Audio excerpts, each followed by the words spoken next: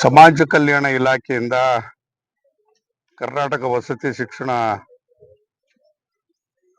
ಇಲಾಖೆ ಅಡಿನಲ್ಲಿ ಹನುಮನಹಳ್ಳಿ ಗ್ರಾಮದಲ್ಲಿ ಅಂಬೇಡ್ಕರ್ ಶಾಲೆ ಮಂಜೂರಾಗಿದೆ. 22 ಕೋಟಿಗೆ ಅಂದಾಜು ವೆಚ್ಚಕ್ಕೆ ಮಂಜೂರಾಗಿದೆ. ಇದಕ್ಕೆ 10 ಎಕರೆ ಜಮೀನು ಅಂತ ಮಂಜೂರಾಗಿದೆ. ಜಮೀನು ಮಂಜೂರಾಗಿರ್ತಕ್ಕಂಥದ್ದು ನಾನು ಹಿಂದೆ ಮಂತ್ರಿ ಆದಂತ ಸಂದರ್ಭದಲ್ಲಿ 16-17ರಲ್ಲಿ ಮಂಜೂರಾತಿ ಆಗಿರ್ತಕ್ಕಂಥದ್ದು. ಅವತ್ತಿಂದ ಇವತ್ತವರೆಗೂ ಕೂಡ ಇಲ್ಲಿ ಕಟ್ಟಡ ಕಟ್ಟಿಸ್ಬೇಕು ಅಂತಕ್ಕಂಥದ್ದಿತ್ತು, ಆಗಿರ್ಲಿಲ್ಲ. ಈಗ ಕೈಗೂಡು ಬಂದಿದೆ. ಇದು ಮೊರಾರ್ಜಿ ಶಾಲೆ ಆಯ್ತು ಅಂತಂದ್ರೆ ಅದೊಂದು ಆ ಭಾಗಕ್ಕೆ ಒಂದು ಘನತೆ ಬರುತ್ತೆ, ಗೌರವ ಬರುತ್ತೆ.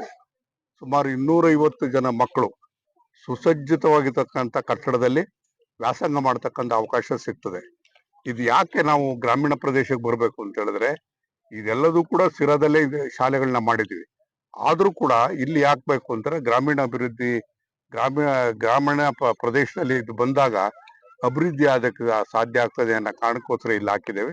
ಬಹುಶಃ ಇನ್ನು 1 ವರ್ಷದಲ್ಲಿ ಕಟ್ಟಡ ಕಾಮಗಾರಿ ಸಂಪೂರ್ಣವಾಗಿ ಮುಗಿದು ಇವತ್ತು ಮುಂದಿನ ವರ್ಷಕ್ಕೆ 26-27ಕ್ಕೆ ಇದು ಶಾಲೆ ಪ್ರಾರಂಭ ಆಗ್ತದೆ, ನಡೀತಾ ಇದೆ.